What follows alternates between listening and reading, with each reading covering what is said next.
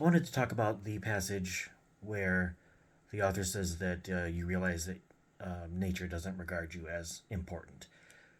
Now, as human beings, we think of our species and of our individual selves as the center of the universe. And especially I think in Western tradition, this is even more so. Our religions tell us that God Almighty created us in His own image. I mean, we are literally copies of God. So we're that tends to relate to our opinion that we are so important and that we're intrinsic to the cosmos. We're significant in so many ways.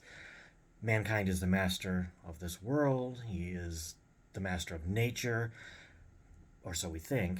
But the truth is, we are incredibly insignificant, as is demonstrated in this story, and we are mostly powerless against nature. Now, we build societies, we build religions, and we build intricate internal scaffolding within ourselves that hold our sense of self together and our place in this world, our view of ourselves in the universe. But these all crumble away in the face of nature's indifference to our existence. And the men trapped on the lifeboat, they must accept the fact that they most likely will not survive. The Crane is saying that when facing death, we come to understand that we mean nothing. No matter how important we are, we can't defeat death.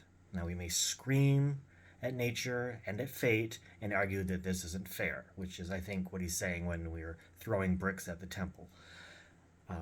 The tsunami, we think it shouldn't drown us, and the cancer shouldn't consume us, and the dingo shouldn't take our baby. But nature does not care.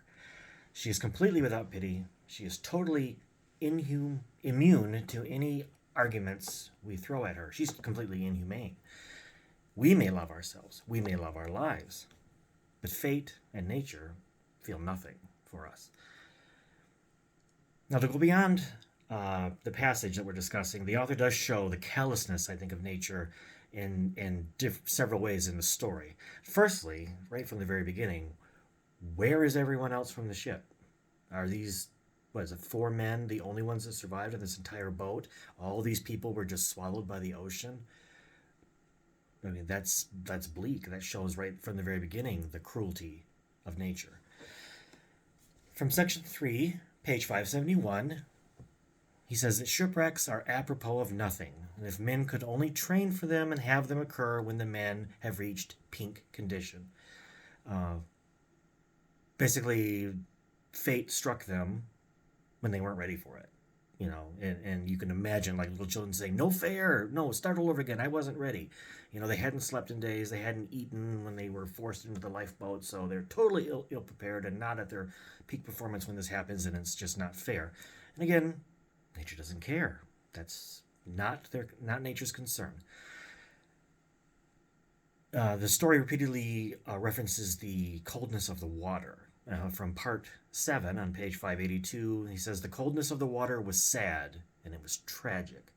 So I think he's saying not just the temperature of the water, I mean, he's referencing how cold the water is, even though it's off of the coast of Florida, but also that the cold unfeelingness of the water, the dead cold unfeelingness of their situation, of fate, of nature. Wave after wave of freezing water has soaked them. It's made them miserable. It's thrown them around, and the cold is almost like clawing hands trying to drag them down to their fate. It's just constantly at them. From part 6 on page 579, the correspondent saw an enormous fin speed like a shadow through the water. This is a shark. And this actually scared me, because there is nothing more terrifying than a shark.